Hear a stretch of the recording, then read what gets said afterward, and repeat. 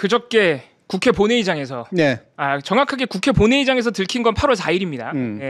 8월 4일 본회의장에서 자신의 보좌관 명의의 계좌 주식 거래를 하는 장면이 생으로 포착이 된 이춘석 의원입니다. 그래서 이에 대해서 그 다음 날인 8월 5일에 해명을 내놨는데 사실 이 해명이 더 일을 키웠다고 봐야겠습니다. 사실 근데 이미 수습이 안 되는 상황이긴 했는데 이미 사진이 찍혀서 들켜버렸기 때문에 하지만 해명이 더 일을 키웠습니다. 일단 그 계좌의 주인인 차 보좌관의 해명은 이렇습니다. 이춘석 의원은 주식 거래를 하지 않는다. 제가 주식 거래를 하는데 의원님께 주식 거래에 관한 조언을 자주 얻고 있다. 어제 본회의장 들어가실 때 자신의 휴대폰으로 알고 내 거를 들고 헷갈려서 내 거를 들고 들어갔다. 거기서 제 주식창을 잠시 열어본 것 같다. 네. 그러니까 이거는 너무 결과에 맞춰서 말을 하고 있다라는 게 너무 명확하잖아요. 네. 물론 아직 사실 여부는 확실하게 알 수 없지만 의심할 수밖에 없는 정황들이 너무 많아가지고. 네.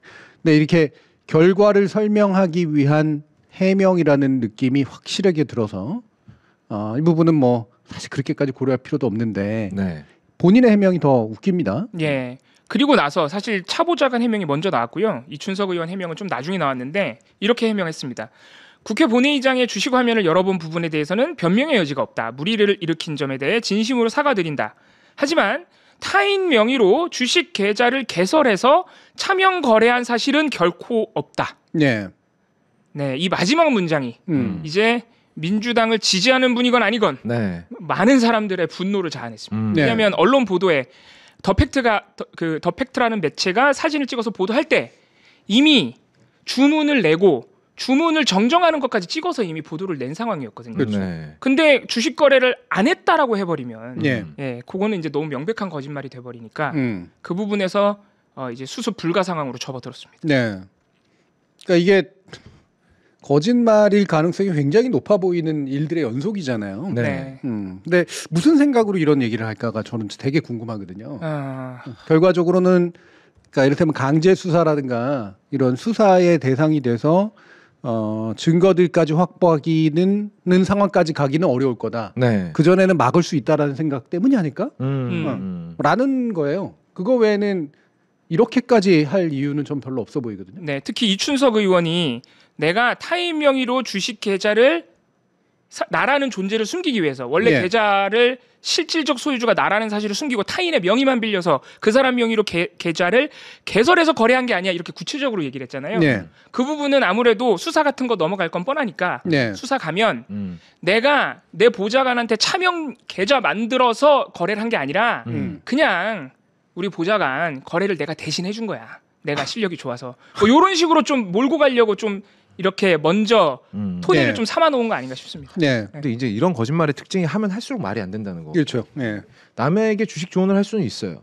대신 거래해주는 게 어디 있어요. 그렇죠. 그것도 사실 말이 안 되죠. 아니 이게 말을 하면서도 이게 말이 안 된다는 생각을 본인도 할 텐데. 근데 왜 이렇게 약간 공통적인 특징 아니겠습니까? 이런 거짓말을 하는 사람들은 보통 코너에 아주 심각하게 몰려있는 상황에서 이런 거짓말을 하거든요. 전 이 거짓말만 봐서는 물론 경중에서는 많이 다른데 김건희 거짓말이 계속 생각났어요. 한 발짝씩 물러나면서 계속 거짓말을 생산해내잖아요. 그러니까 그런 게 약간 생각이 났어. 왜 이런 모습을 내가 민주당 안에서 또 봐야 되나. 그렇죠. 이런 씁쓸함이 아주 셌습니다. 지금 특별 수사 전담 수사팀 만들었다고 그러죠? 경찰에서 지금 3일 만에 고발 접수 3일 만에 바로 오늘 수사 들어갔습니다. 대통령이 또 직접 지시까지 했으니 이게 대통령 지시 사안이라서 당연히 빠르게 할 수밖에 없죠. 25명인가 뭐 전문가들 변호사 회계사까지 해가지고 만들었다는데 이거 안 털릴 수가 없을 것 같은데. 완전히 털릴 것 같은데 진짜. 그러니까 본인의 생각이나 보좌관의 생각은 두 사람만 입만 맞추면 그렇지. 이건 뭐 어떻게 입증하겠어? 라는 생각이 좀 있는 것 같아요. 그리고 이런 것까지 얘기하고 싶진 않지만 본인의 그 전화를 바꿀 가능성도 굉장히 좀 있고요. 증거 인멸하게 될 가능성도 꽤 있는데 그렇게 그 허락하지 않거든요. 사무관의 행동이라고 하는 게. 과연 이거를 피해갈 수 있을까라고 저는 의심하는데 이분은 좀 여러모로 볼 때 법사위원장까지 한 게 신기해요. 그러니까 어떻게 이렇게 됐을까. 그래서 민주당에서 여전히 근데 사실 민주당처럼 규모가 상당히 큰 정당이 돼버리면 네. 사실 모든 사람을 정말 하나하나 면밀하게 다 검증해내고 걸러내기는 사실 쉽지는 않죠. 그렇죠. 물론 이제 차명거래 의심 같은 걸 하고선 너 했어 안 했어 이럴 그렇죠. 수 없는 거니까. 네, 이런 거는 특히나 만약에 차명거래가 사실이라면 사실 얼마나 이거를 숨겨놓고 했겠습니까? 안 그래도 네. 찾아내기 어려운 차명거래인데. 네. 네. 그러니까. 근데 이 사람이 그 삼선 의원인가 아마 그렇죠? 네. 예. 그리고 호남 기반의 삼선 의원이고요. 이 부분에 대해서 이제 민주당이 다시 생각해야 될 부분이 바로 여기서 나와. 네. 그러니까 지역, 그 이른바 그 텃밭이라고 부르는 그런 지역에서 재선 삼선 하는 사람들이 어떤 경로를 거쳐가지고 그 자리에 오르는가라는 부분에 대한 저는 간접적인 모습이라고 생각이 듭니다. 혹은 오른 다음에는 네. 어떻게, 그렇죠. 네, 무엇을 목표로 하는가. 네.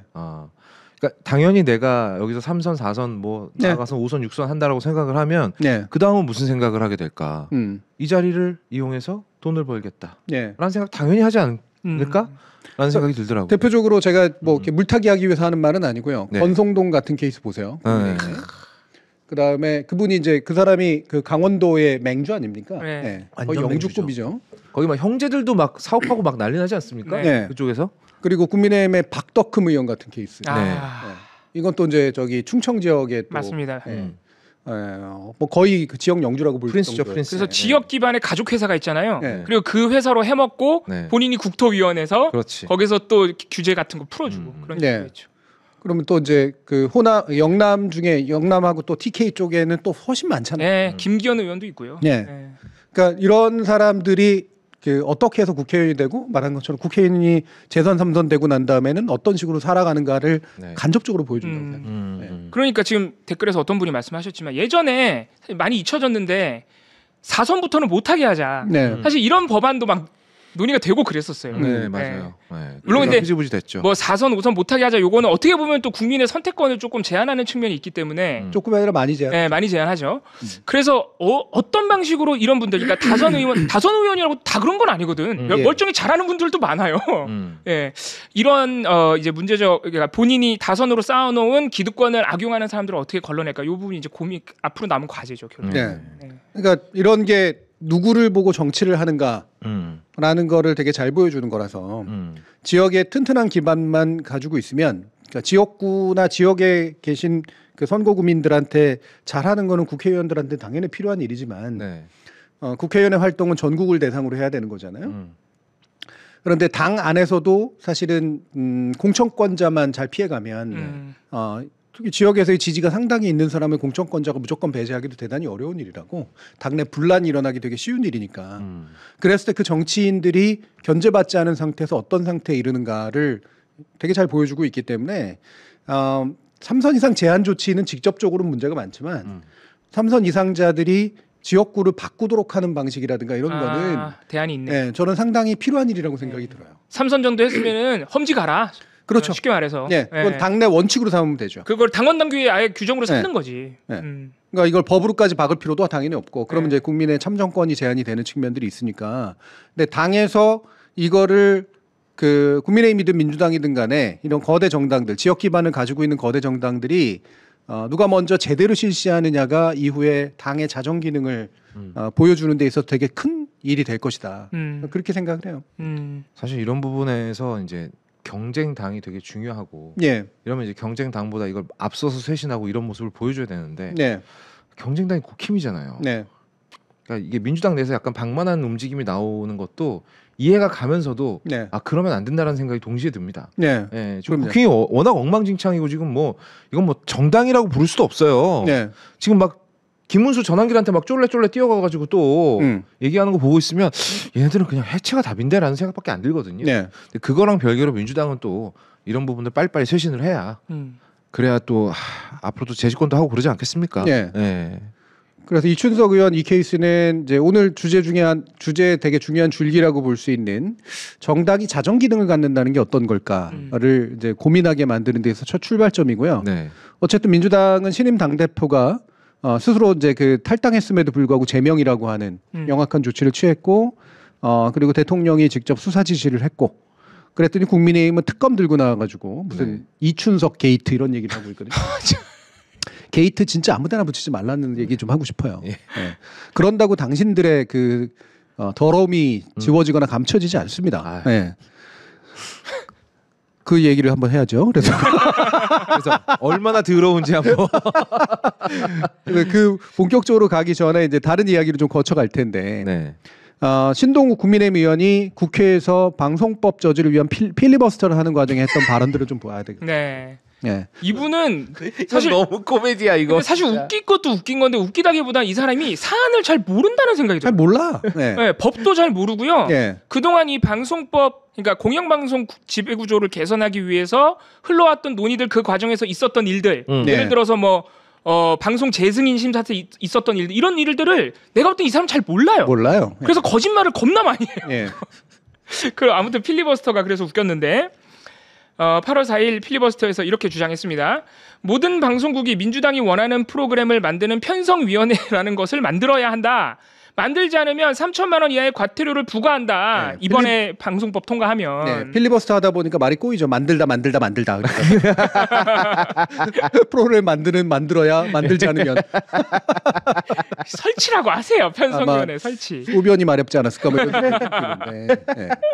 이게 무슨 말이에요? 예, 이번에 통과된 방송법 안에 이 편성위원회 같은 경우에 노사동수의 편성위원회를 요 편성위원회는 사실상 대부분의 방송국이라고 봐야 됩니다. 지상파, 종편, 보도 채널에 다 설치하도록 의무화했어요. 그렇죠. 허가 내지 승인을 받는 방송사들. 예. 네. 그래서 막 홈쇼핑, 뭐 IP 채널, 뭐 이런 것만 제외하면 사실상 우리가 자주 보는 방송국들 다 의무에 해당한다고 보시면 되고요. 노사동수 편성위원회는 말 그대로 노동자를 대표해서 방송국 직원들 대표해서 몇 명, 사측에서 몇 명 나와가지고 그러니까 신동욱 의원이 이거를 무슨 특정 프로그램을 만드는 위원회처럼 생각하고 있는 모양인데 그거는 전혀 아니고요.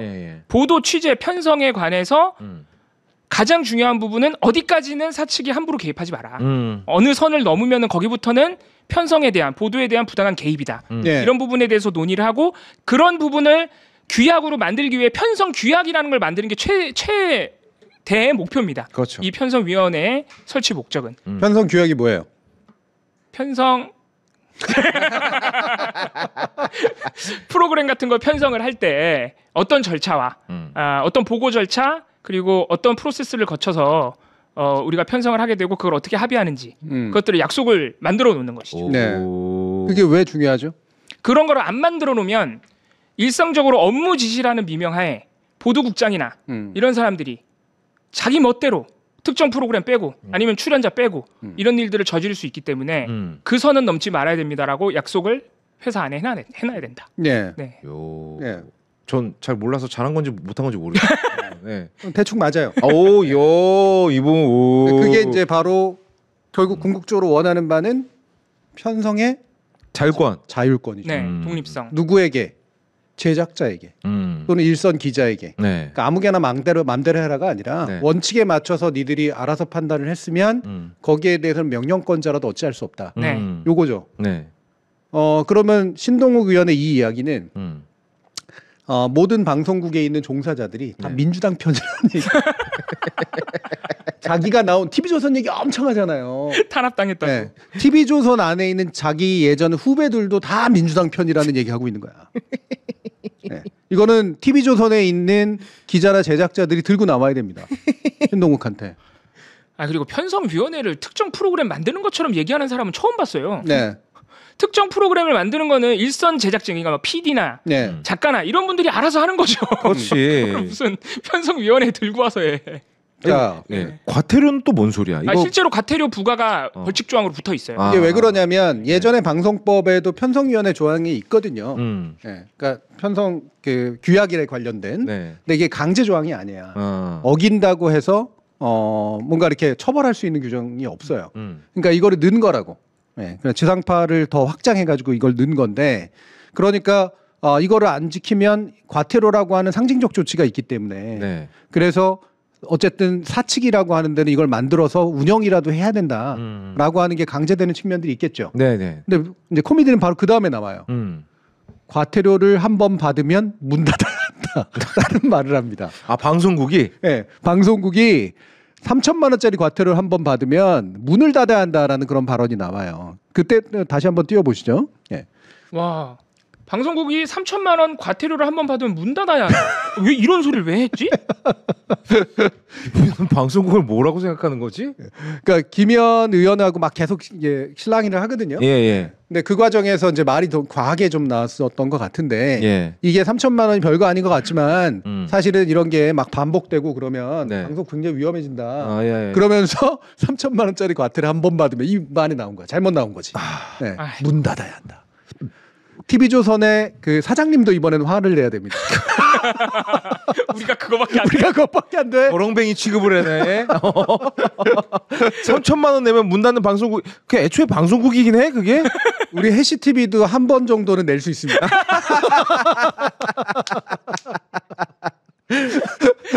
놀랍게도 거의 없다 채널도 한 번 낼 수 있어요. 대한뉴스 여러 번 낼 수 있어요.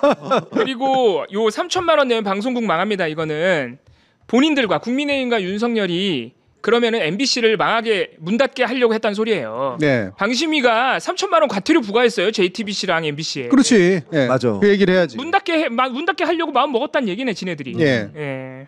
그럼 또 이제 그 얘기 나오면 이제 그거 우리랑 상관없는 얘기라고 하겠지. 인산 대통령이 했다고 그러겠지. 아, 대통령이 한 짓이라고. 유일임이 한 짓이라고. 윤석열이 한 짓이다. 우리랑은 상관없다. 왜냐면 마지막에 또 그런 얘기 하잖아. 아, 언제까지 내란 얘기 하냐고. 맞아. 그 얘기도 하죠. 네. 네. 아무튼 이 방송3법에 관련해서 방송3법 자체에 뭐 여러 가지 논점들은 있을 수 있으나 뭐 필리버스터 아무 말이나 막 하는 경우 물론 많긴 한데 네. 그래도 이 사람이 스스로가 언론계 출신으로 국회의원이 돼서 과방이나 이런 데 이제 늘 전문성을 가지고 참여했다라고 주장하고 맨날 그러는 사람인데 네. 맨 기껏해서 얘기하는 게 다 TV조선 얘기예요. SBS 얘기도 안 해. 그러니까 이 사람 진짜 이상한 사람이야. 사실 SBS 출신이거든. SBS 출신인데. 앵커는 이제 TV조선에서 하고 물론 이제 SBS에서도 했었지만 TV조선이 너무 좋은가 봐요. 그렇지. 네. 거기서 대접을 잘 받았나 보다. 네. 보도국장까지 했어요. 아, 네, SBS에서는 아마 보도국장까지는 못했어요. 못했죠. 앵커만 했었고.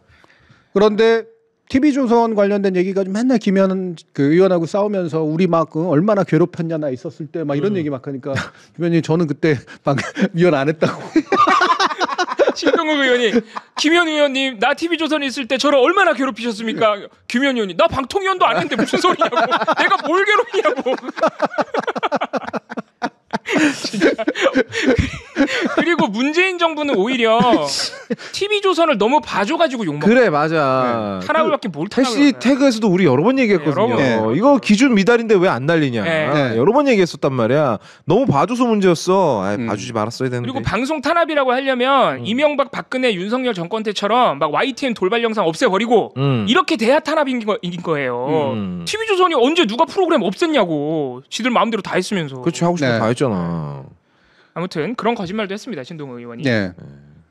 방송 3법 가지고 뭐 자세하게 얘기할 것까지는 없어서 물론 하려면 이제 좀 길게 얘기를 해야 되기 때문에 근데 어쨌든 이걸 막고 나서는 사람들이 왜 막는가라는 목적의식이 사실 없어요. 네. 그러니까 방송 3법에 관련해서 물론 이제 국민의힘이 불편해할 수 있는 규정들은 일부 있을 수는 있어요. 네.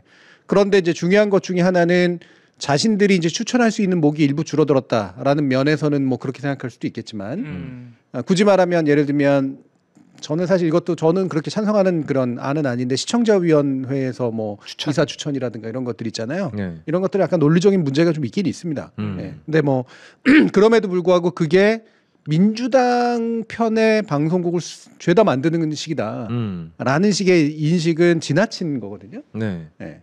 그래서 이걸 전문성을 가진 의원이 하는 말이라고는 도저히 믿기지가 않는 이야기들.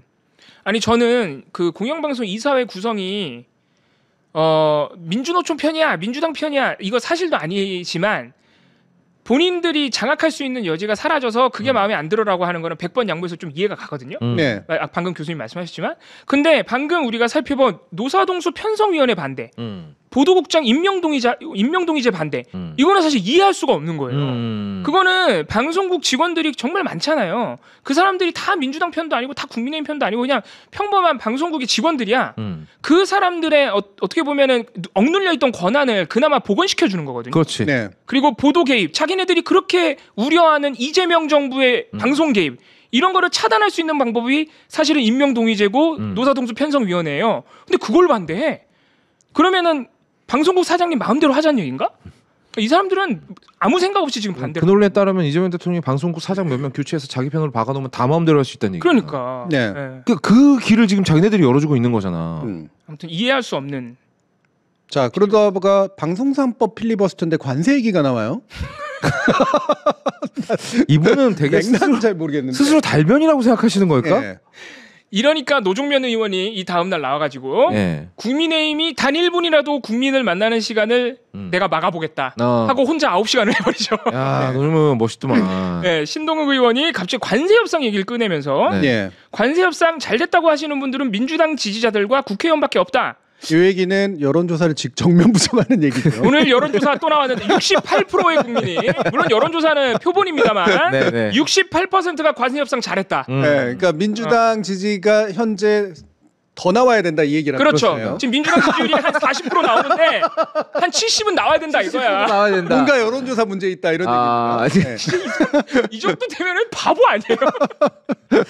아 진짜 뭐야 쟤 진짜. 15% 관세 잘한 건가? 네, 잘한 거죠. 관세 협상 발표하는 날 도요타 자동차 주가 15% 올랐고 현대자동차, 기아자동차 5%, 7%씩 떨어졌다. 이런 얘기를 했는데 오늘 또 이제 보면 우리가 15%고 이제 일본이 사실상 17.5%하고 그렇죠. 그 얘기까지 좀 나오면서 이제 되게 무색해진 얘기인데 어쨌든 주가가 오르고 떨어진 거 가지고 협상 결과를 평가하는 방식이면 이춘석 의원하고 노는 게 좋을 것 같아요. 아 그러니까 이런 그리고 지금 코스피가 3,100선에서 놀고 있는데 윤석열 정권 때 내내 2,300, 400선이었습니다. 진작에 좀 물러났어야지 지금. 그렇지. 발같지도 않은 소리라고 했어요. 네, 64군요. 제가 너무 뻥튀기 했네요. 네, 아무튼 괜찮아요. 네. 그다음에 그랬더니 이제 앞에 이제 이소영 의원이 이렇게 얘기했죠. 술만 마시는 윤석열 대통령보다 잘했습니다. 자 이제 긁혔죠 정말로. 그랬더니 긁혔습니다. 네. 뭐라고 얘기하냐면 말만 나오면 윤석열 계엄 지겹습니다. 이제 그만하세요. 무슨 내란이에요? 무슨 내란입니까? 자, 이 정도 근데 무슨 내란입니까는 도대체 우리한테 뭘 물어보는 거예요? 그러니까 그게 무슨 내란입니까? 뭐 이런 얘기인가요? 그렇죠. 그러니까 앞에 나온 일부 잘린 말들에 보면 그런 취지로 얘기를 해요. 일부러 윤석열과 계엄까지 얘기를 해요.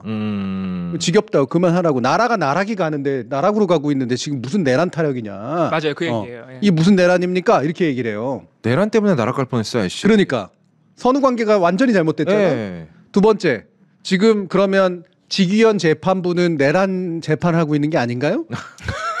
내란 특검은 내란 혐의를 가지고 하고 있는 거 아니야? 그럼 내란 특검 잘해서 그리고 내란 재판부가 잘해가지고 내란죄를 입증하면은 그걸 기다리는 거예요? 그때부터는 안 지겨운 게 되나 그러면? 본인도 잘못하면 수사받을 위기인데 지금 신동욱 의원은. 당신 지겨우면 안 돼요. 누구보다 지금 여기에 관심을 많이 갖고 있어야 돼. 저게 민주당 지지자들과 국회의원밖에 없다라고 생각하는 저 문제의식이 그대로 투영돼서 지금 내란에 대해서 전 국민의 70%에서 80%가량은 확고하게 내란에 대한 인식들이 있고요. 불법 내란이다. 계엄 잘못됐다고 생각하고 탄핵은 잘 된 거라고 생각하고 있습니다. 그렇습니다. 이게 지금 국민의힘의 수준이라는 거야. 아니 그리고 저기 불법 계엄과 내란이 2024년이에요. 지금 2025년이고요. 뭐 얼마나 지겹다는 거예요? 그러니까 6개월밖에 안 지났어. 그러니까 지겨운 건 당신들이죠. 자기 속 얘기를 하고 있는 거야. 제발 지겹다. 그 얘기 좀 그만해라. 국민들은 안 지겨워요. 전혀 지겹지 않아요. 뭐가 해결된 게 있어야 지겨울 거 아니야. 장난쳐? 그리고 당신 저기 계엄 해제될 때 뭐 하고 있었어? 그러니까 국회 안에 있었잖아. 국회 안에서 뭐 하고 있었냐고. 이 사람 통화내역 까야 돼요. 추경호하고 윤석열한테 보고했는지 안 했는지. 이 사람이 약간 그 높은 데 올라와가지고 계속 쳐다보고 있었다는 얘기가 있던데. 그렇죠. 그거 누구한테 전화해서 알려줬어요? 아직 그것도 안 밝혀줬는데 뭐가 지겹다는 거야. 장난하나 지금. 국민들이 지겨운 거는 윤석열이 자꾸 체포 거부하고 맨날 수사 거부하고 이게 지겹지. 그렇지. 점점 나락으로 가는 건 이 나라가 아니라 국민의힘입니다. 그리고 그건 내란 때문이에요. 맞아요. 그러니까 자꾸 선후 관계를 뒤집어가지고 이런 식으로 얘기를 하면서 필리버스터 한다고 얘기 좀 안 했으면 좋겠고요. 그러니까. 필리버스터가 어느 순간 그냥 쇼가 돼버렸어요. 그냥 나와서 절박함이 있어야 되는데 네네. 솔직히 말하면 절박함 없습니다. 이번에 국민의힘 필리버스터 하는 거 보세요. 성의도 없어요. 하는 사람만 가가지고 쭉 서가지고 하고 내려올라 그러면 내려오지 말라 그러던데. 좀 더 해요. 그러니까 내가 올라가야 되니까. 그리고 내려오면 처음에는 뭐 전원 참석해서 본다더니 신동훈 의원 시작하고 15분 만에 나갔어요. 네. 솔직히 말하면 나 같으면 자당의 국회의원들이 그러고 있으면 정말 현타가지고 못할 것 같아. 그러니까. 네. 맞아. 네. 근데 또 해 꾸역꾸역 내려오지 말라니까.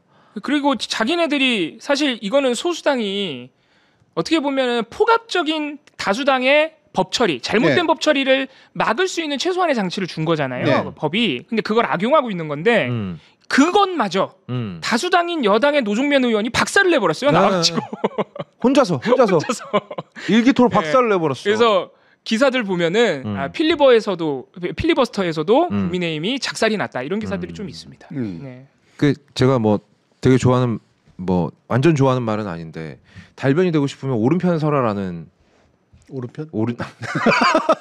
오른편 맞는 말을 해야 달변. 나는 우파야. 없던 걸로 해. 없던 걸로 해. 아니, 교수님까지는 그런 대로 인정한다 쳐도. 아니, 그리고 김문수 후보 오늘 그 구구 유튜버 나가가지고 윤석열 면회 가겠다. 입당 다시 받아주겠다. 부정선거 음모론 조사해야 된다. 이런 얘기하고 있잖아요. 네. 내란을 지겹게 하는 게 누굽니까 솔직히. 국민의힘이 아직도 그러고 있는데 생각하면 할수록 화가 나네. 네. 노정면 의원의 이제 열심히 한 거에 대해서는 저는 물론 그 의지랄까 뭐 이런 것들은 충분히 칭찬하는데 솔직히 말해 9시간까지 할 필요 없었다는 생각이 들어요. 네. 기회를 그럼 국민의힘한테 기회를 줬어야 한다. 아니 뭐 전 줘도 상관없다라고 보고요. 어차피 솔직히 말해 24시간 끝나잖아. 어차피 질 떨어지는 것만 하고 있는데 국민의힘. 그렇죠. 이제 반대 논의를 하기 위해서 그 자리를 쓰는 것 자체는 전 좋은 일이라고 생각을 합니다만 필리버스터가 쇼장이 되기보다는 마치 정말 이견이 토론되는 장인 것처럼 만드는 형식으로서는 좋지만 저는 굳이 9시간까지 할 필요 없었다고 생각해요. 그리고 그거는 저는 본인의 쇼오프 하려고 하는 의지가 작동을 했다고 솔직히 생각합니다. 사실 그럴 필요까지 없었어요. 그리고 그래서 그 9시간 동안 한 얘기를 들어보면 그 얘기가 충분히 좋은 얘기들도 있지만 사실은 그렇게까지 필요 없는 얘기들도 있어요. 9시간이나 하려면 네. 그러니까 오보에 관련된 얘기를 엄청나게 길게 하는 건 방송산법하고 관련 없고. 그렇죠. 그거는 언론 개혁 자체하고 관련. 그렇죠. 네. 그러니까 이 장이 그냥 적당한 정치 선동의 장이 되고 약간의 물리적 그 저지 선을 만든다라고 하는 거 그냥 야당하게 놨더라고. 네. 그리고 어차피 뭐 생산성 있는 얘기 하지도 않는데 저쪽에서. 그렇죠. 사실은 필리버스터에 두 가지 기능이 있거든요. 하나는 물리적으로 시간을 어쨌든 늦추는 것. 네. 이거를 이제 무력화시킬 수 있는 또 장치가 있기 때문에 사실은 그렇게까지 오래도 못하단 말이에요. 미국처럼 한도 끝도 없이 할 수 있는 게 사실 아니기 때문에 이건 사실 소수당의 입장에서 보면 불리한 거예요. 네. 그래서 이게 뭐 지나치게 공정하게 얘기하려고 하는 게 아니라 필리버스터의 목적은 완전하진 않다. 현재의 제도는. 근데 워낙 악용됐었기 때문에 이제 안전할 수 없는 측면이 있고 또 한 가지 사실 이 두 번째 기능이 좀 중요하다고 보는데 여론을 움직이는 기능이에요. 예전에 이제 민주당이 그 소수 야당 시절에 필리버스터 해가지고 여론이 움직인 경우들이 있었거든요. 테러 방지법. 네, 테러 방지법 같은 그런 케이스. 그러니까 그런 것들이 이제 훨씬 실제로 가지는 힘인데, 국민의힘이 필리버스터 지금 한 2번인가 3번 했거든요. 지난 정부부터 해가지고. 네. 그렇게 해서 여론 움직인 건 전 본 적이 없어요. 심지어 윤석열 정권에서 국민의힘이 필리버스터를 한 적이 있다는 걸 기억하는 국민이 거의 없을걸요. 나 기억 안 나는데. 그런 걸 했어? 심지어 집권 여당인데 소수라 가지고. 네. 그래서 이게 정치적인 전술이자 전략일 수밖에 없는 측면들이 있는데 전술이 필리버스터라면 전략은 국민의 마음을 일부라도 돌리는 건데 그런 기능을 하지 못했다라고 하는 겁니다. 네. 그래서 저는 어떤 면에서 보면 그냥 양쪽의 전시장으로 그냥 끝나버린 그런 측면들이 좀 있어서 네, 이 제도 자체의 취지 관점에서 보면 상당히 안타깝습니다. 네. 그러니까 사실 테러 방지법 할 때가 2015년 요 시점인데 2015년 그때는 사실 국민의힘도 이 수준은 아니었어요. 네. 테러 방지법에 대해서 필리버스터 할 때 약간 티키타가 되는 측면이 있었거든요. 그렇죠. 네. 그러니까 그게 불과 10년 전이라니까 좀 오래되긴 했네요. 네. 10년 전에는 그나마 좀 제도가 돌아가서 기억하시겠지만은 테러 방지법이 그래서 몇 가지 독소 조항을 뺐어요. 네. 민주당이 그때 테러 방지법 필리버스터를 워낙 잘해가지고 그런 경험이 있습니다. 그러니까 제한적이고 한계가 있는 제도지만 사실 잘만 하면 잘 쓸 수 있다는 거죠. 이번에 방송산법 같은 경우도 저는 솔직히 아주 솔직히 냉정하게 얘기하면 방송사법이 엄청난 개혁 법안이라고 생각하지 않거든요. 그리고 국민의힘이 이렇게 목숨 걸고 막아야 될 그릇 따라서 개혁 법안도 아니다라는 생각이 들어요. 네. 민주당이 목숨 걸고 밀어붙여야 될 개혁 법안도 아니고 목숨 걸고 막아야 될 개혁 법안도 아니야. 다시 말하면 그렇게까지 막 이해가 두 정당의 이해가 엄청나게 충돌하는 그 방식도 아니에요. 솔직히. 그러면 뭘 해야 되냐면 사실 어느 정도 만약에 타협을 요구하고 했다면 타협할 수 있는 방식들은 훨씬 많았어요. 네. 저는 국민의힘이 어느 정도 수적 열의를 인정하고 사실 민주당이 욕먹게 만드는 방법을 썼어야 된다고 생각을 하거든요. 민주당이 욕먹게 하는 거는 뭐냐면 일부라도 민주당이 저렇게 민주당 지지층 내에서 예를 들면 저거는 너무 좀 후퇴한 거 아니야? 라든가 이런 식의 얘기를 만드는 방식으로라도 뭔가 타협 시도를 했었어요. 그렇죠. 그게 전술이 돼야 되거든. 근데 그걸 안 했다고요. 예.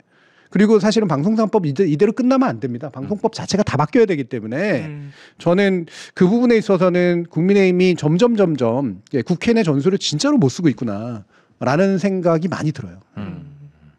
그래서 오히려 이번에 방송법 통과됐는데 특히 이제 민주진보 계열에서는 이거 다시 국힘 쪽으로 정권 넘어가면 악용 당한다. 당하죠. 그런 우려도 나와요. 네, 이거는 정치적인 어떤 뭔가를 차단할 수 있는 법령이라고 보기는 어려워요. 그런 우려도 있지만 그래도 일보 전진인 건 확실합니다. 그렇죠. 네, 일보 전진. 왜냐하면은 그 정당이 대놓고 추천하는 건 어쨌든 최소화시켜서 그 정치권의 의견만으로는 뭔가 의사결정을 할 수 없게 만들었어요. 네. 그게 왜냐하면 3분의 2 특별 다수도 안 돼요. 국회 추천 몫이. 그래서 그 정도까지는 일보 전진은 맞다. 네. 자, 다음 타자는 누구죠? 그리고 정상인 코스프레를 하는 홍준표 전 대구시장이 이거 전 진짜 보고 화났어요. 네, 어떤 말을 했는지를 한번 보도록 하죠. 이 사람도 사실은 제정신 아니에요 지금. 약간 홍준표 씨는 특히나 이런 그 검찰 수사에 관련해서는 이게 내역령이라고 생각하는 그런 태도가 좀 있고 자기가 이 부분에 있어서는 전문가야. 네, 그래서 그런 면에서 약간 쿨병 같은 게 좀 있어요. 한편으로는 검찰 수사 너무 과도하게 하면 안 돼. 자기한테 올 때는 항상 그렇게 자기가 당해야 되니까. 내 당할 차례 되면 항상 그거 살살하지 뭐 계속 이런 얘기 합니다. 네, 그러니까 형사처벌 너무 세게 하면 안 돼. 특히 정치에 관련해서는 이런 식의 태도 같은 것을 이제 종종 보이잖아요. 근데 이번에 그게 좀 너무 극단적으로 보이는 케이스가 좀 나왔죠. 임성근 사단장에 관련된. 그리고 결정적인 거는 이 사람도 이거 최상면 순직 사건 잘 모르는구나. 이게 확실합니다. 맞아요. 기사도 잘 안 찾아본 것 같아요. 그리고 그냥 자기가 검찰 출신이라 이거야. 자, 8월 5일 페이스북이고요. 최상병 특검이 진행 중이라서 이런 글을 썼는지 모르겠는데 갑자기 이런 글을 쓴 거예요. 임성근 전 사단장이랑 윤석열을 동시에 두둔한 겁니다. 후방에 있는 사단장은 구체적 주의 의무가 있는 게 아니라 장병 모두의 안전을 책임지는 추상적 주의 의무가 있을 뿐입니다. 쓸데없이 전문적인 용어를 쓰고 있죠. 한 젊은이가 군대 가서 억울한 죽음을 당했다는 감정적 분노를 헤아리지 못하는 것은 아니지만 군 작전상 과오를 모두 형사처벌한다면 1년 내내 있는 군사훈련을 제대로 실시할 군 간부가 어디 있겠습니까? 이러한 법 논리를 알고 있는 윤통으로서 무리한 수사에 대해 군심을 의식해 격노할 수도 있다. 다만 사후 처리가 참 졸렬하고 책임 회피로 일관했다는 건 유감이다. 특검도 유능한 법조인들이니까 무리한 수사는 안 할 것으로 보입니다만 이라고 썼습니다. 정말 개소리와 쓸데없는 소리가 섞여 있네요. 묘하게 그럴듯한 법 논리를 일부 깔고 있어요. 추상적, 구체적 주의 의무라고 하는 말을 통해서. 무슨 뜻입니까? 그러니까 구체적 주의 의무라는 거는 현장의 지휘관은 이건 산업 현장도 마찬가지인데 현장의 지휘관이 구체적으로 지켜야 되는 안전규정 의무 같은 게 다 있어요. 안전모를 줘야 된다. 뭐 이런 것부터 시작을 해가지고 군인들도 마찬가지로 이렇게 대민 지원 나가고 수해 관련된 작업을 하면은 기본적으로 안전 규정들이 다 있거든요. 그런데 사단장은 현장 지휘관이 아니니까 그렇게 세세한 안전 규정을 다 지키는 의무가 있는 건 아니고 그냥 포괄적으로 장병들의 안전에 대해서 주의를 기울여야 한다. 요런 정도로만 그러니까 선언적으로만 써 있는 거다. 그러니까 임성근은 처벌하면 안 돼라고 주장을 하고 있는 것입니다. 근데 물론 이런 법 원칙이 적용돼야 되는 사안이 있죠. 근데 최상병 순직 사건은 아니라는 거죠. 사실관계가 다르죠. 임성근은 일단 후방사단장이 아니었어요. 최상병 순직 당시에. 본인이 현장에 왔어요. 현장에 와서 구체적 지시를 내립니다. 직접 지시를 내렸고 오히려 안전수칙을 위반하라는 지시를 내렸죠. 그렇죠. 오히려 위험한데 들어가라. 찔러보면서 물에 들어가서 찔러보면서 해라. 심지어는 매우 위험한 가슴 장화를 입고 들어가는 말까지 합니다. 다행히도 그건 안 입어서 진짜 피해를 줄인 거예요. 그렇습니다. 네. 그렇죠. 그러니까 구체적 주의 의무에 해당하는 일을 본인이 했어. 본인이 지시를 내려버렸어. 구체적 주의 의무를 안 지킨 것뿐만이 아니라 강요했단 말이에요. 그렇죠. 이건 지시를 말라고. 넘어선 거야. 그렇죠. 강요한 거야. 그래서 이게 업무상 과실치사에 관련된 부분에 대해서 이런 식으로 그럴듯한 법 논리를 이제 지금 마련하고 있는 건데 이거 궤변을 쌓아 올리는 방식으로 가요. 그래서 이건 군작전이다. 대통령은 군 통수권자다. 그러니까 경노할 수 있다. 이렇게 되거든.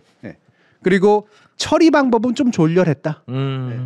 그러니까 뭐 징계할 수 있겠지만 그런 정도 가지고 뭘 이걸 사법 처리를 해 이렇게 얘기를 하고 있는 거예요. 그러니까 궤변을 쌓아 올려가지고 법 논리를 만드는 사실 이건 법꾸라지의 행태를 그대로 보여줘요. 아주 전형적인. 아니 근데 그렇게 정당한 경로고 임성근이 잘못이 없으면 윤석열은 그거를 숨기려고 왜 이 난리 부르스를 쳤습니까? 그렇죠. 2년 반 동안.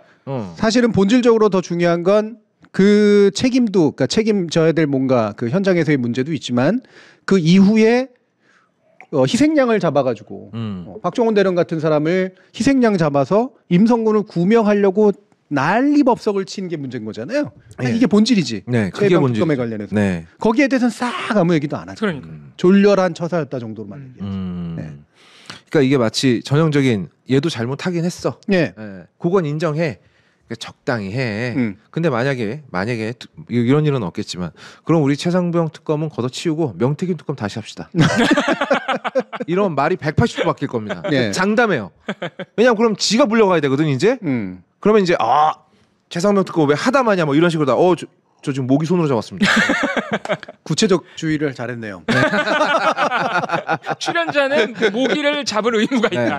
구체적 주의 의무를 그렇죠. 제가 지금 아무튼 홍준표 씨 근데 갑자기 왜 이런 얘기를 썼을까요? 저는 그게 의도는 잘 모르겠어요. 순직 사건에 대해서 그동안 별 코멘트를 안 하고 자기랑 솔직히 별로 상관도 없는 사건이잖아요. 맞아요. 굳이 말하면 바깥에서 나는 이제 그냥 구경하는 사람이고 그런데 훈수를 좀 뜨게 해. 가끔씩 나는 이것도 뜨고 저것도 또요. 지금까지는 국민의힘 되게 잘못했다고 얘기를 했는데 윤석열 잘못했다고 얘기도 했는데 사실은 또 이런 부분에 있어서는 또 윤석열 가지고 뭐라 하는 건 좀 아니잖아 라는 식으로 거의 모든 면에서 이렇게 관조하고 있는 듯한 모습을 보이려고 하는 그런 의도에 좀 가깝다고 생각을 해요. 약간 본인이 현인인 척하는 거구나. 모든 그렇죠. 사안에 답을 내려줄게. 약간 하와이 가서부터 약간 신선병이 들었어요. 그러네. 자기가 개인적 감정으로 편향적 태도를 보이고 있는 게 아니다라는 걸 입증하려고 하는 그런 태도. 그러니까 잘 모르니까 이런 게 더 나오는 거야. 이게 잘 알았으면 사실 이게 끼어들 문제가 아니라는 생각을 했을 텐데 잘 모르니까 띡 보기에 이걸 무슨 업무상 과실치사라고 해. 작전상으로 일어난 일인데 이건 또 내가 한마디 좀 해줘야겠네. 이런 식의 이제 태도인 거지. 예전에 그 조국 전 장관한테도 수사 그렇게 하면 안 된다라고 말했던 것처럼 나는 이제 마스터고 검찰 업무에 대해서는 내가 마스터니까 내가 한마디 내가 홍계 한번 해준다. 요런 느낌이구나. 그러니까 윤 대통령이 법 논리를 알고 있다는 표현을 쓰는데 과잉한 쉴드죠. 그러니까요. 윤석열이 법 논리 알고서 이렇겠습니까? 그리고 아저씨 윤석열이 한 거 아니에요. 그리고 오히려 법 논리를 알았다면 법 논리를 아니까 그렇게 숨기려고 그랬겠지. 이거 들키면 큰일 난다는 건 알았겠지. 그것만 생각했지. 그렇지. 다시 한번 말하지만 카메라 나 비춰봐. 윤석열이 한 거 아니라니까. 당신도 그거 알잖아. 누구예요 그러면? 네? 윤석열도 업무 지시 받아서 한 거예요. V0한테 업무 지시 받은 겁니다. 그러면은 이제 강요 받은 겁니까? 강요죠. 아마 폭력이 수반된 강요였을 겁니다. 폭력과 욕설이 수반된 강요였을 겁니다. 야, 이 쓸모없는 돼. 철푸덕 넘어졌겠지 한 대 맞고. 그러니까 국민의힘에 그 깊숙이 개입돼 있는 사람이건 바깥에 있는 사람이건 간에 한결같이 보이고 있는 그런 태도들이 있는데 정확하게 지금의 어떤 민심에 주목을 해서 그중에 일부라도 좀 풀어줘야 되는가에 대한 생각이 없는 거예요. 홍준표 마찬가지죠. 신동훈 말할 거 없죠. 여기에 극단적인 게 바로 김문수입니다. 김문수. 김문수의 발언에 대해서 조경태, 안철수 후보까지 이야기하고 있는 내용들 제가 세 가지를 뽑아왔는데요. 한번 보죠. 김문수 후보가 당대표 후보입니다. 근데 교수님 오랜만에 진짜 기가 막힌 사진 골라오셨어요. 야 이거 사람 맞아? 이거 언제 사진이지? 나 게임에서 이런 사람 본 것 같아요. 공포 게임에서. 네, 아무튼간에 네. 김문수 후보가 이렇게 질문을 받았는데 이게 어떤 장이었냐면 전환길이랑 그렇죠. 전환길이랑 뭐 이른바 뭐 자유 무슨 연대 그래가지고 고성 자유우파 무슨 유튜브 뭐 강용석 정말 주옥 같은 사람들이죠. 아, 거기 모여 있는 멤버들이 진짜 진짜 아니 도대체 왜 이 인간들은 아직까지 살아 있는 거지?라는 생각이 드는 사람들만 있더라고요. 대표적으로 강용석. 얘는 왜 깜빵에 안 갔지? 진짜 대단하죠 그 사람. 고성국 TV에서 주최를 했고 여기에 패널로 앉아 있었던 사람들이 강용석, 전환길이에요. 그리고 김문수가 이제 질문을 받습니다. 네, 윤석열 전 대통령이 다시 입당하면 어떻게 하실 거냐 물어봤더니 김문수가 당연히 받는다. 그리고 계엄에 대한 질문이 나옵니다. 저는 계엄에 찬성하지는 않는다. 하지만 그분이 계엄에서 누가 죽었거나 다쳤거나 하지 않았고 6시간 만에 계엄이 해제됐지 않았느냐. 정말 이 얘기는 지겨워서 대답도 하기 싫어요. 이건 뭐 윤석열이 계속 하는 주장이고 이미 헌법재판소에서 파회가 된 논리죠. 그러니까 이런 그 김문수 씨는 원래 당 대표 안 나오겠다 그랬었잖아요. 내가 뭐 당 대표 같은 거 하냐, 그거 뭐 훌라후프나 돌리지.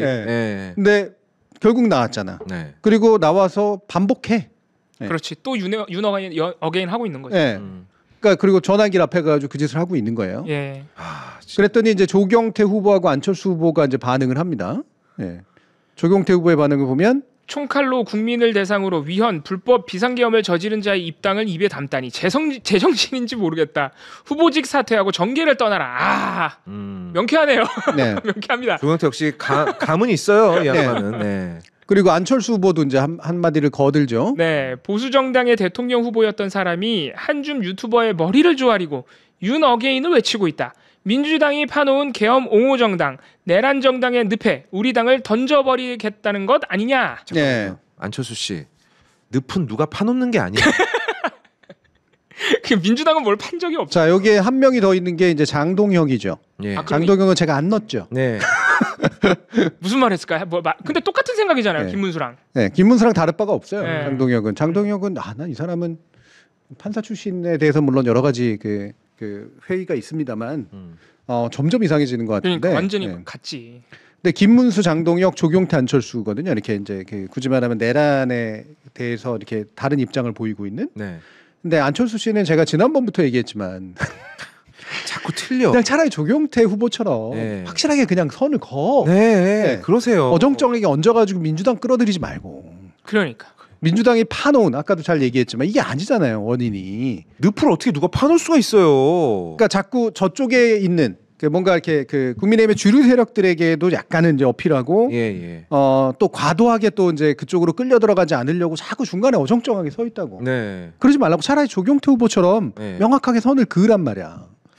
되든 안 되든 간에. 근데 조경태는 막말로 국힘 떠나서도 국회의원 자리 계속 유지할 수 있다는 자신감이 좀 있는 것 같아요. 그렇죠. 안철수는 그게 없어 지금. 그렇지. 끝났다고 보는 거지 이번에 당대표. 정치 생명이 이제 끝날 판인데 그러다 보니까 이것도 못 버리고 저것도 못 버리고 지금 양쪽 다 손에 쥐려고 하고 있는 건데 결국 손에 아무것도 못 짚니다. 그러다가 하세요. 모르겠다. 이번에 국민의힘이 살아나려면 정당 해체되는 것과는 별개로 어쨌든 살아나려면 조경태 정도가 당대표가 되는 게 그나마 맞아요. 맞습니다. 그나마. 근데 안 되겠죠. 이거는 뭐 내부 분란을 유도하려고 제가 하는 말이 아니라 조경태 정도의 인식으로 재출발을 하지 않으면 국민의힘의 주류를 한테 끌려간다고 해가지고 국민의힘이 되살아나지 않거든. 그 정당은 적어도 국민들의 힘으로 되살아나야 되기 때문에 조경태 정도를 못하는 거야. 안철수조차도. 참 이 모양 이 꼴인데 아까 신동우 의원이 내란 그만 얘기하라는 거 생각해. 자꾸 그게 생각나네. 그러니까. 그 칼라로 다 보이는 거야. 국힘이. 그러니까 지지율이 계속 떨어지지 지금. 웃긴 게 이런 질문 자체가 황당하잖아요. 지금 감옥에 갇혀가지고 철푸덕거리고 있는 사람이 재입당 신청서 내면은 그게 무슨 후보를 검증하는 질문이야? 이게 거기 나와서 하고 있었던 그 자리의 수준이라고. 수준. 심지어 면회 갈 거냐고도 물어보잖아요. 면회 간다 그러잖아요. 기회 되면 간다 그러고. 무슨 일이야 지금 할 말이 없습니다. 할 말. 아 그리고 사진은 김은수 선생님이 원래 이렇게 사마귀처럼 생겼고. 제가 얘기했잖아요. 공포 영화에 나오는 것 같다고. 아니 나는 오늘 아침 길에서 본 사마귀인 줄 알았어. 아무튼 사마귀상이셨구나. 예. 사마귀는 좀 더 눈이 큽니다. 아 그러네요. 안경을 제가 눈으로 봤나 봐요. 아 그러네. 예. 죄송합니다. 워낙 고령이시니까. 예. 당랑권을 지금 생각하고 있나요?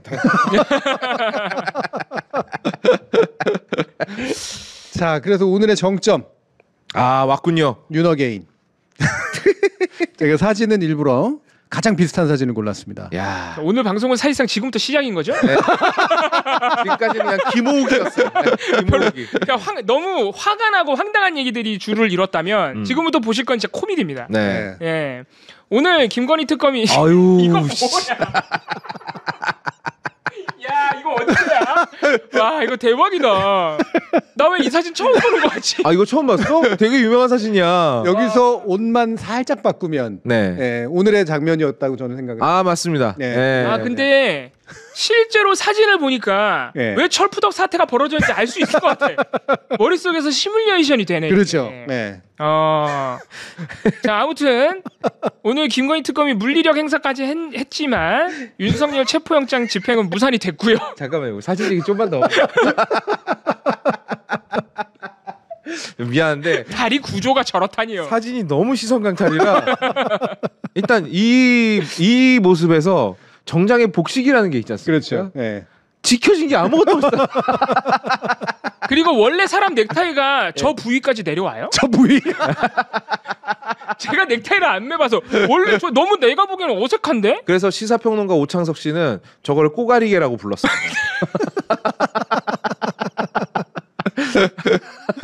원래 저 부위까지 내려오는 안 내려오지 당연히. 저게 이제 약간 등을 꾸부정하게 숙여서 생긴 현상이긴 한데 네. 원래도 좀 길게 매는 데다가 원래 또 되게 길게 매요. 네. 왜 그러지? 거기다가 굉장히 정장 입으면 원래 맨살이 보이면 안 되잖아요. 다리에. 네, 다리에 맨살이 보이면 안 되잖아. 좀 봐, 저게. 저게 어디 뭐 논두렁에서 일하는 저 윤 씨지 저게 무슨 씨. 저거는 바지를 짧게 재단한 거예요? 아니면은 배까지 너무 올려 입은 거예요? 올려 입은 거고 걷은 거죠. 네. 아 걷었구나. 야 눈두렁 맞네. 그러니까. 눈두렁 타입이네. 야 정말 기가 막힌다. 네. 야 우리 대통령이었었어요. 야 진짜. 엉덩이가 커서 그래요. 이게 뭐야. 복장 가지고 복장도 외모의 일부라고 생각해서 이제 복장 가지고 뭐라 그러는 거에 대해 공식적으로 뭐라 그러는 것에 불편함을 느끼시는 분들도 있을 텐데 네. 이게 이제 대선 경선 후보 시절이고요. 예. 국민 기자회견이라고 하는 네. 국민들을 대상으로 뭔가를 한다. 맞습니다. 라는 식으로 하고 나온 거거든요. 네. 물론 저 테이블 밑을 가리는 그런 정도의 센스는 이 주최 측이 있어야 되지만 그것조차 없었잖아요. 네. 없었다면 후보 스스로가 센스를 발휘해야지. 그렇죠. 네. 그러니까 내가 내 모습을 드러낸다라고 하는 것들은 되게 중요한 일이고, 그렇죠. 자리에 맞게 자세도 당연히 신경을 써야 됩니다. 이게 언행이라고 하는 게 행위 언과 붙어 있는 게 다른 이유가 아니거든요. 네. 근데 저런 모습 우리는 굉장히 많이 봤어. 아유. 근데 그때부터 불쾌했잖아요. 아 굉장히 불쾌했죠. 그런데도 뽑아준 게 누구야? 아이고야. 우리 국민의 절반이라고. 이게 불행이라고 이게. 우리가 저런 이상한 복식과 쩍벌만 본 게 아니라 우리 그것도 봤잖아요. 그 KTX 안에서 다리 걸친 거. 족발 열차. 네. 그것도 봤고. 그러니까 그런 거 봤는데도 비서관한테 욕하는 것도 봤잖아. 네. 야 이 새끼야 그건 네가 알아서 해야지. 네. 네. 그러니까 이게 최근에 있었던 일련의 체포 불응 사태, 네. 심지어는 속옷 사태 이런 거. 네. 임찬종 이런 기자 이런 사람들은 그거 가지고 괜히 뭐 인권을 침해한다는 이따위 얘기를 하고 있는데. 아 임찬종 기자 진짜. 이게 바로 저 때 나타났던 모습들의 최종판이라는 거야. 글로 계속 가고 있는 거야. 네. 스스로가 인간이길 포기했고 네. 대통령으로서의 권위를 포기한 자가 네. 어디까지 갈 수 있는지를 미리 보여준 거야. 프리뷰라고. 정말 프리뷰 정말 솔직했네요. 네. 예고편에서 다 보여준 거야 이 정도면. 아무튼 그래서 오늘 체포영장 무산되고 나니까 윤석열 변호인단의 송진호 변호사가 갑자기 기자회견을 열었는데 정말 재밌는 얘기를 많이 해줬습니다. 네. 너무 구체적으로 얘기해요. 예, 그러니까, 인권 침해는 변호사가. 그러니까. 그리고 임찬종 기자가 왜 그런 글을 썼는지 저는 잘 모르겠지만 사실 그 속옷 저항 때도 특검은 브리핑할 때 속옷을 입고 누웠다라는 얘기만 했는데 그때부터 기자들이 굉장히 선정적으로 질문을 한 거예요. 삼각이었습니까? 사각이었습니까? 그러니까 색깔은 뭐였죠? 뭐 이렇게 질문했죠. 그래서 그때 특검 브리핑이 먼저 나온 게 좀 송진호 변호사가 억울했나요? 네. 오늘 선제적으로 먼저 한 거야. 나 이것도 너무 신기해. 특검은 아무 얘기도 안 했어 오늘. 내가 아까 왁전마크에서도 얘기했지만 돈을 못 받고 있는 거야. 법무부에서 CCTV 원하면 까겠다 그러니까 그런 거야. 그래서 까지 말라고 내가 얘기할게. 그나마 글로 듣는 게 좀 나을 거야. 그래서 오늘 어떻게 물리력 행사가 이루어졌는지를 윤석열 변호인이 구체적으로 얘기해 준 겁니다. 젊은 사람들이 뭐냐? 그럼 여기 늙은 사람들이 갈까? 기동순 찰 때인가 그렇잖아요. 네. 예.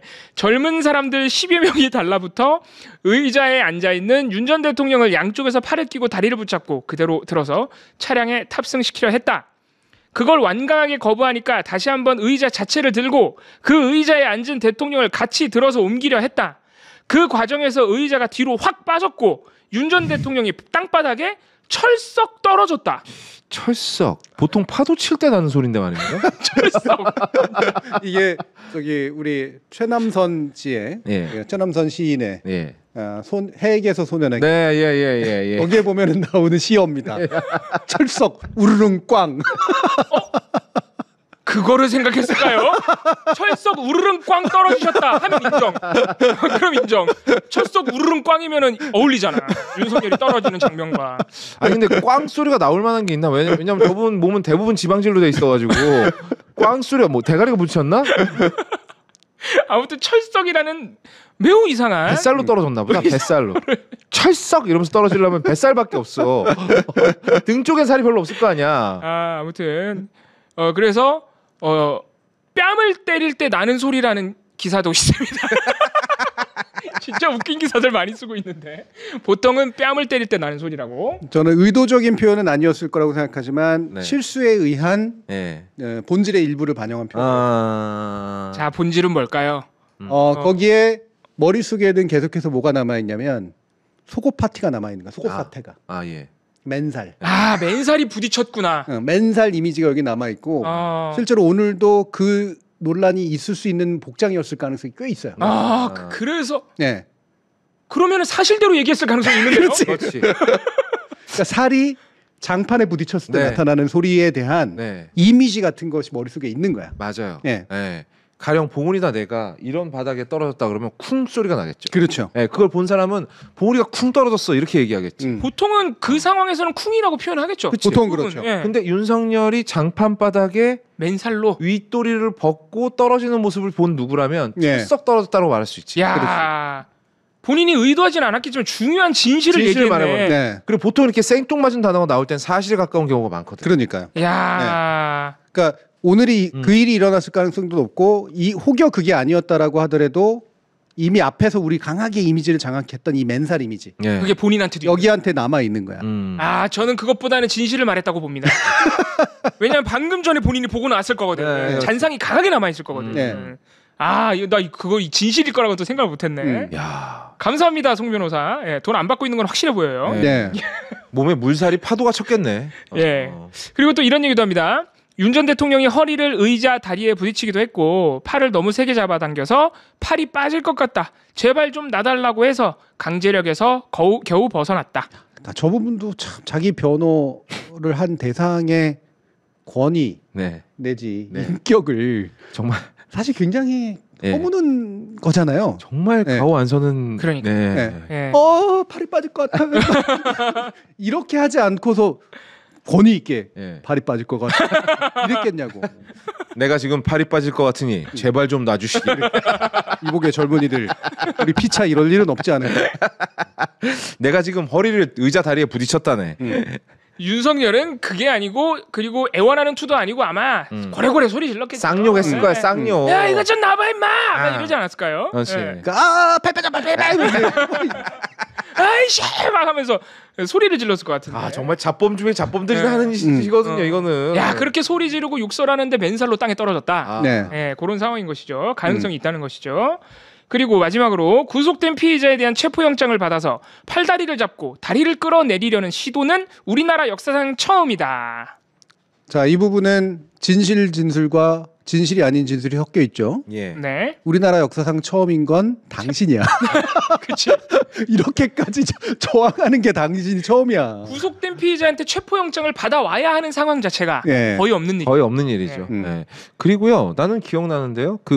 저기 어디 카이스트 갔을 땐가 사지 들어서 끌어낸 적이 있는데 그게 윤석열. 그 사람은 구속된 피의자도 아니었어요. 네. 카이스트 졸업생이야. 졸업생이었어요. 근데 자기 마음에 안 드는 소리 한다고 입 막고 사지 들어서 끌어냈잖아요. 그러니까요. 예. 근데 뭐가 역사상 처음이야? 장난해? 그리고 구속된 피해자 일반 수용자들 중에서는 강제적으로 끌고 나온 사례들이 있습니다. 네. 그거 심지어 임태훈 군인권 소장이 다른 방송에 사진까지 제시했어요. 네. 왜냐면은 그 집행 관련 규정에 법 집행 관련 규정에 자해를 하거나 타인에게 위해를 끼치거나 아니면 집기를 파손하거나 파괴행위를 하면 구속복을 입혀가지고 강제로 끌어낼 수 있대요. 네, 그럼요. 네, 그런 규정이 있기 때문에. 근데 오늘 이 정도로 윤석열이 난동 부리면 이거 그 조건에 해당하는 거 아니에요? 당연히 해당하죠. 하고 남죠. 하고 남지. 저 맨 뒤에 이제 처음 시작부터 사실은 저는 과장이 들어갔다고 보는데 젊은 사람들 10여 명이 달라붙어. 일단 불가능합니다. 의자에 앉아 있는데 그 몸집하고 좀 비슷하잖아요. 네. 네. 앉아 있는데 10여 명이 어떻게 달라붙어? 아무리 달라붙어 봐야 3명, 4명이. 끼케야 4명입니다. 의자를 들어 올렸다고 한다. 굳이 말하면 누워 있으면 10여 명이 들 수도 있어요. 누워 있으면 가능하죠. 그중에 둘 중에 하나야. 네. 네. 누워 있었거나 네. 아니면 과장했거나. 그렇죠. 네. 네. 아이고. 그러니까 애초에 굉장히 과장이 있고 그리고 나서 진실도 들어가 있고. 근데 이 진실의 상당 부분은 윤석열의 찌질함 쪽에 그러니까요. 진실의 상당 부분이 들어가 있다라는 거지. 야. 팔이 빠질 것 같으니 제발 좀 놔줘라고 고래고래 고함을 질렀다라는 사실은 아무래도 100% 트루에 가까워 보이고요. 그리고 철석이라는 두 글자가 네. 어마어마한 진실을 담고 있을 수 있어요. 그럼요. 들은 대로 얘기한 거예요. 네. 듣고 본 대로. 듣고 본 대로 얘기한 거야. 야, 이거 영상 공개했으면 좋겠다. 근데 이거 영상 공개하면 또 외신 탈 텐데. 솔직히 말하면 진짜 우리가 같이 창피할 일이지. 예. 진짜. 네. 저는 윤석열이 이제 이런 데까지 온 거는 자신의 체면도 그렇고 무슨 그 사법적인 처리 과정에서 유불리도 그렇고 대통령 전직 대통령임을 계속해서 강조하지만 전직 대통령으로서의 체면이나 권위, 한국에서의 이미지 이런 것들은 싹 다 가져다 버린 지는 이미 오래인 것 같고요. 네. 국민들의 마음을 불편하게 만드는 게 목적인 것 같아요. 불편하게. 네, 자기 지지자들한테는 불쌍하게, 예. 나머지 국민들에게는 불편하게 이 상태를. 화나게 만들고 싶은 그렇지. 거구나. 뭐래도 진 느낌이 네. 들게. 아우 정말 치졸하다. 그러니까 이렇게 해서 못 끌어내면 진 느낌이 들잖아요. 네네네. 그렇죠? 그리고 끌어내는 과정에서 다치면 뭔가 이득이고 자기 그 지지자들을 결속시키는 그런 식의 뭔가 꺼리가 되는 거고 난처하게 만드는 거고. 그러니까 어느 쪽이 됐건 자기는 이 그냥 막장인 상태에서 얻을 게 더 많다라고 생각하고 있는 거야. 그래서 저는 이 상태가 자꾸 특검 왜 이렇게 못하냐, 뭐 구치소장은 진짜 문제가 많은 것 같은데 뭐 법무부 장관 뭐 하는 거냐라는 식의 그 불만이 터져 나오는 상태가 이해는 가지만 우리가 여기에 너무 과몰입하고 있는 상태가 아닌가라는 생각이 드는 거예요. 저는 어쩔 수 없다고 봅니다. 저렇게까지 하면은 못 드러내. 그러니까 이게 그 법이 진 것 같고 정의가 진 것 같은 느낌이 들죠. 사실은 그런데 그 정의의 구현은 사형으로 하면 돼요. 그렇죠. 정의의 구현은 사형으로 하면 되고. 그 사형이 될 때도 이제 그 부르면 안 나갈지 한번 그때 가서 보는 거고, 그러니까 실제로 뭐 이제 사형장으로 가냐 안 가냐 문제는 별개로 친다라고 하더라도 여기에 과몰입하면 이상하게 지는 느낌이 드는 것은 결국 국민 다수일 수밖에 없다. 그게 그리고 윤석열이 원하는 거다. 네. 그 이상하게 지는 느낌이 드니까 사람들 댓글이 되게 날카로워져요. 네. 막 특검 욕하고, 특검 욕하고, 아니 이럴 거면은 야 나도 뭐 죄 저지르고 저기 뭐야 잡으러 오면은 밟아도 죄겠다 뭐 이런 댓글도 있고, 이럴 거면 특검 왜 하냐, 특검 해체해라라는 말도 전 그건 갈라치기라고 봅니다만. 그러니까 이런 말이 나오는 게 사실 이해는 갑니다. 왜냐하면 만약에 봉우리가 범죄 저지르고 감옥에 들어가 있으면 아예 이런 특별대 받을 수가 없잖아요. 그냥 와서 개끌듯이 끌고 가겠지. 나는 한 명이 들어도 들려서 나가요. 들리지. 바로 들리겠지. 아니면 들리는데 밟아둔 치면 바로 테이저 쏘겠지 그냥.